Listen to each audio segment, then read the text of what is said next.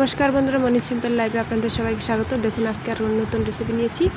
দেখুন কাঁঠালের বিচির ডাল। এখানে কাঁঠালের বিচিগুলো দিয়ে সিদ্ধ করে নিয়েছি আমি। দেখুন সুন্দর সিদ্ধ করে নিয়েছি। এটাকে আমি এখন ভেঙে দেব, সব ভেঙে নেব। দেখুন সব ভেঙে নিচ্ছি, ভাঙা হয়ে গেছে। এখন কড়ার মধ্যে গরম জল দিয়ে দিয়েছি, এর মধ্যে দিয়ে দিচ্ছি ভাঙা কাঁঠালের বিচিগুলো দিয়ে দিয়েছি।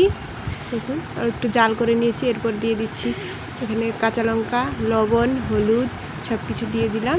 এখন একটু নেড়ে নেব। দেখুন হয়ে গেছে। এখন আমি ফোড়নটা দিয়ে দেবো। ফোড়নের জন্য কড়াতে তেল দিয়ে দিয়েছি, তেলের মধ্যে দিয়ে দিয়েছি দুটো শুকনো লঙ্কা, পেঁয়াজ কুচি। দেখুন এটাকে ভেজে নেব একটু। তারপর দিয়ে দিয়েছি কালো জিরে। দেখুন এটাকে ভেজে নেব আমি, নেড়ে চেড়ে ভালো করে ভেজে নেব। দেখুন ভাজা হয়ে গেছে, এর মধ্যে আমি ফোড়নটা দিয়ে দিচ্ছি। দেখুন আর একটু নেড়ে চেড়ে নেব আমি।